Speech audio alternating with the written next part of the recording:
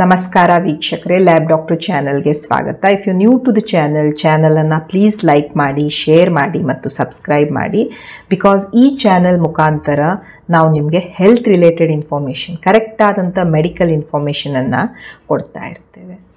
ನಾನು ನನ್ನ ಪ್ರೀವಿಯಸ್ ವೀಡಿಯೋಸಲ್ಲಿ ಈ ವೈಟಮಿನ್ ಡಿಯ ಬಗ್ಗೆ ಡಿಸ್ಕಸ್ ಮಾಡಿದ್ದೆ. ವೈಟಮಿನ್ ಡಿ ಅಂದರೆ ಏನು, ಎಷ್ಟು ರಿಕ್ವೈರ್ಮೆಂಟ್ ಇರುತ್ತೆ, ವೈಟಮಿನ್ ಡಿ ಡೆಫಿಷಿಯನ್ಸಿ ಅಂದರೆ ಅದರ ಲೆವೆಲ್ಸ್ ಎಷ್ಟಿರ್ತವೆ, ನಿಮಗೆ ವೈಟಮಿನ್ ಡಿ ಕಡಿಮೆ ಆಯಿತು ಅಂದರೆ ಏನೇನು ಲಕ್ಷಣಗಳು ಬರ್ತವೆ, ಆ್ಯಂಡ್ ಆಲ್ಸೋ ನೀವು ಸಪ್ಲಿಮೆಂಟೇಷನ್ ಯಾವ ಮೆಡಿಸಿನ್, ಯಾವ ವೈಟಮಿನ್ ಡಿ ಪೌಡರ್ಸ್ ಎಕ್ಸೆಟ್ರಾ ತೆಗೆದುಕೊಳ್ಬೋದು ಅಂತ.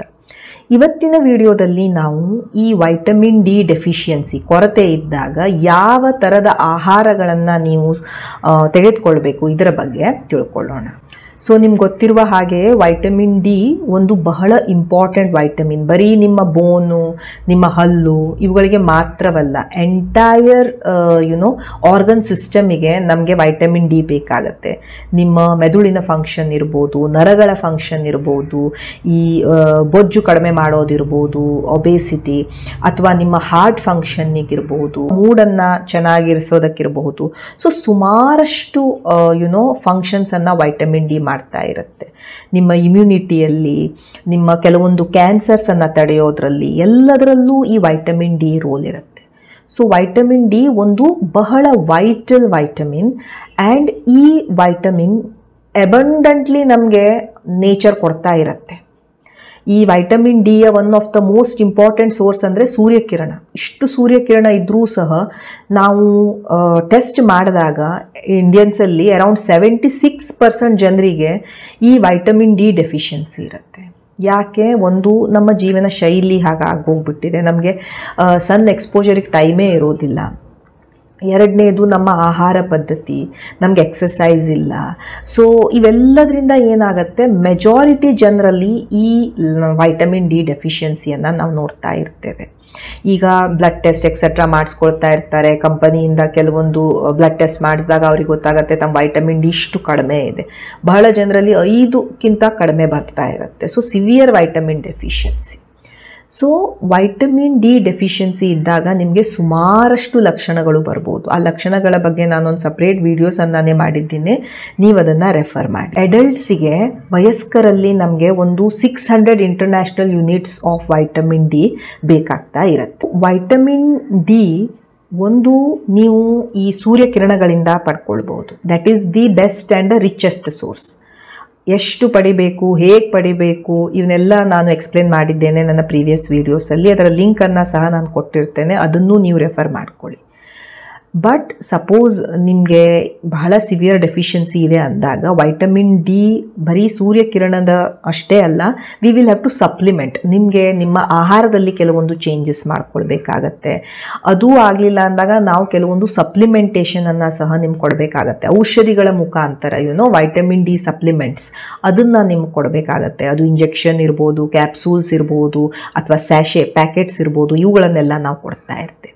ಬಟ್ ನೀವು ನಿಮ್ಮ ಆಹಾರದಲ್ಲೂ ಕೆಲವೊಂದು ಚೇಂಜಸನ್ನು ಮಾಡ್ಕೊಳ್ಬೇಕು, ಸೊ ದ್ಯಾಟ್ ಈ ವೈಟಮಿನ್ ಡಿ ಚೆನ್ನಾಗಿ ನಿಮ್ಮ ಬಾಡಿಯಲ್ಲಿ ಅಬ್ಸಾರ್ಬ್ ಆಗೋದಕ್ಕೆ. ವೈಟಮಿನ್ ಡಿ ಎಲ್ಲರಲ್ಲೂ ಒಂದೇ ರೀತಿ ಅಬ್ಸಾರ್ಬ್ ಆಗ್ತಾ ಇರೋದಿಲ್ಲ. ಬಹಳಷ್ಟು ಕಂಡೀಷನ್ಸ್ ಮೇಲೆ ನಿಮ್ಮ ವೈಟಮಿನ್ ಡಿ ಲೆವೆಲ್ ಇರ್ಬೋದು, ಅಥವಾ ನಿಮ್ಮ ಬಾಡಿಯಲ್ಲಿ ಅಬ್ಸಾರ್ಬ್ ಮಾಡೋದು ಕೆಪಾಸಿಟಿ ಇರ್ಬೋದು, ವೇರಿ ಆಗ್ತಾ ಇರುತ್ತೆ.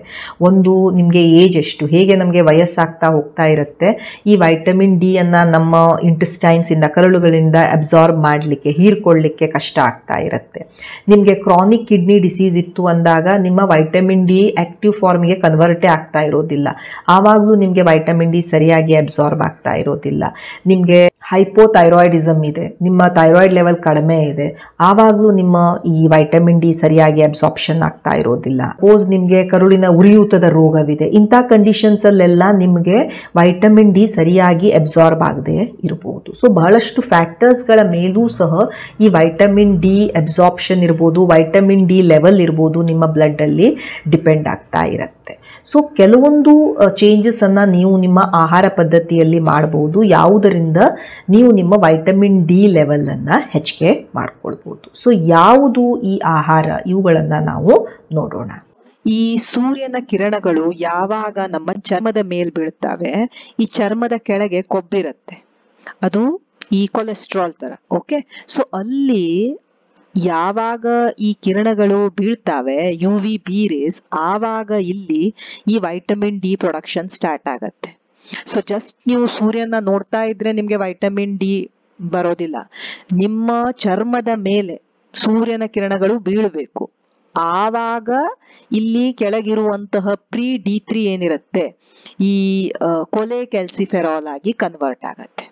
ಈ ಕೊಲೆ ಕ್ಯಾಲ್ಸಿಫೆರಾಲ್ ರಕ್ತದ ಮುಖಾಂತರ ನಿಮ್ಮ ಲಿವರಿಗೆ ಬರುತ್ತೆ.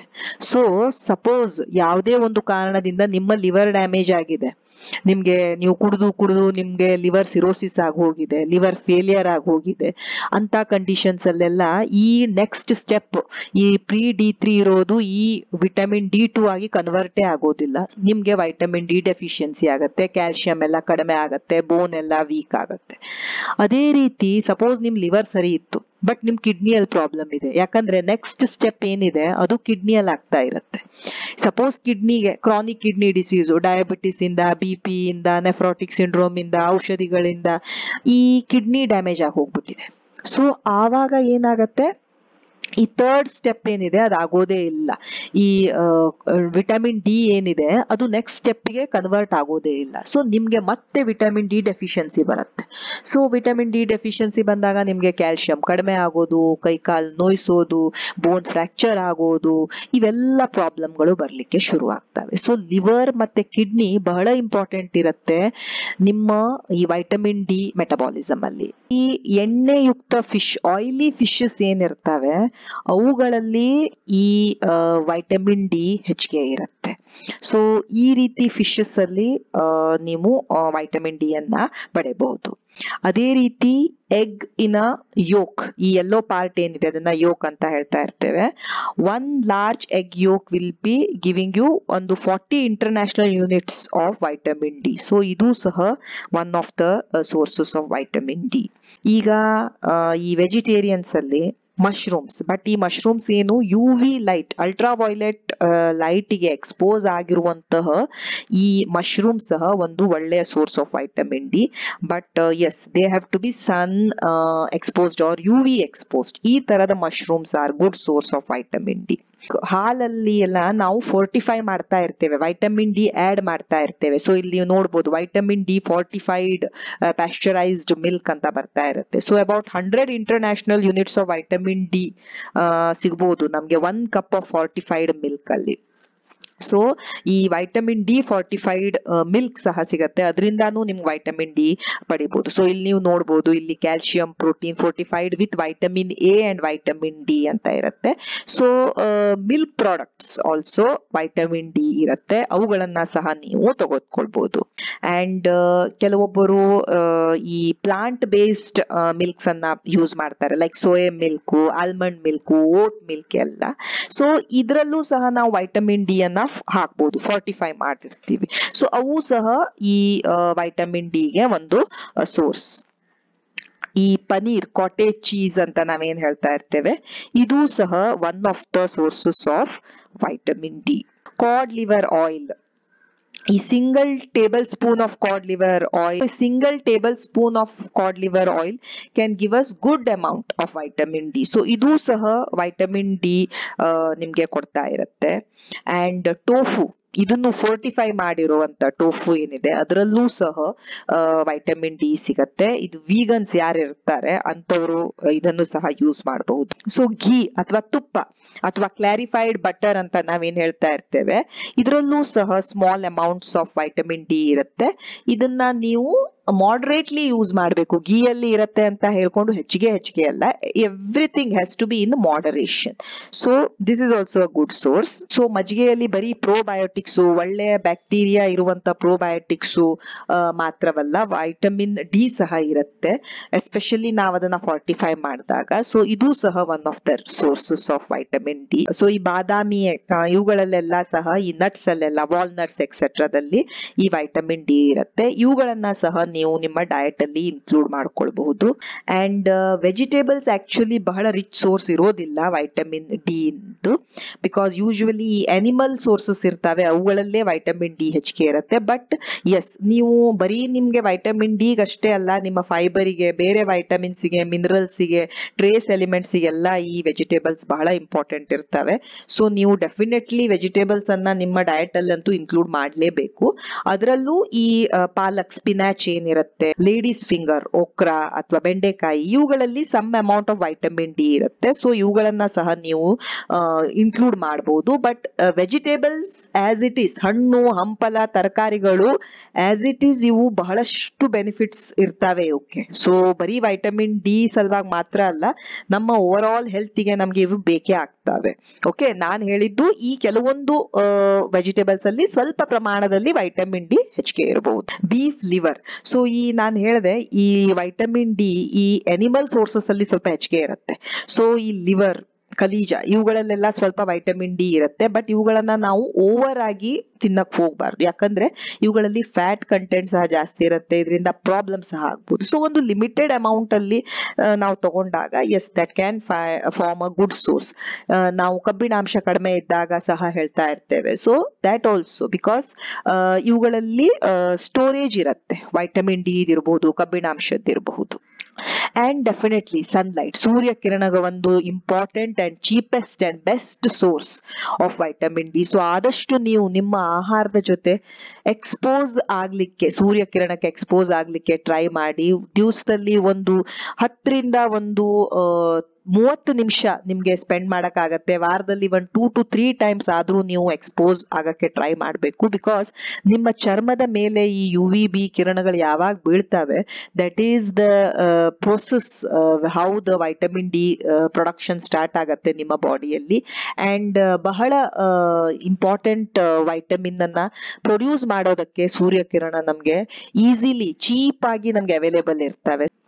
ಸೊ ಇವೆಲ್ಲ ಕೆಲವೊಂದು sources of vitamin D. So ಅದು ಫಿಶ್ ಇರಬಹುದು, ಪನೀರ್ ಇರಬಹುದು, ಹಾಲು ಇರಬಹುದು, ಮೊಸರು ಇರಬಹುದು, ಮಜ್ಜಿಗೆ ಇರಬಹುದು, ತುಪ್ಪ ಇರಬಹುದು, ಚೀಸ್ ಇರಬಹುದು, ಈ UV ಎಕ್ಸ್ಪೋಸ್ಡ್ ಮಶ್ರೂಮ್ಸ್ ಇರಬಹುದು, ಕೆಲವೊಂದು ವೆಜಿಟೇಬಲ್ಸ್ ಇರಬಹುದು, ಎಗ್ ಇರಬಹುದು. ಇವೆಲ್ಲವೂ ವೈಟಮಿನ್ ಡಿ ನ ಸೋರ್ಸಸ್. ಸೊ ನೀವು ಇವುಗಳನ್ನೆಲ್ಲ ನಿಮ್ಮ ಆಹಾರದಲ್ಲಿ ಇನ್ಕ್ಲೂಡ್ ಮಾಡ್ಲಿಕ್ಕೆ ಟ್ರೈ ಮಾಡಬೇಕು, ಅಲಾಂಗ್ ವಿತ್ ಸನ್ ಎಕ್ಸ್ಪೋಜರ್. ಸೂರ್ಯ ಕಿರಣಕ್ಕೆ ಎಕ್ಸ್ಪೋಸ್ ಆಗ್ತಾ ಇರಬೇಕು.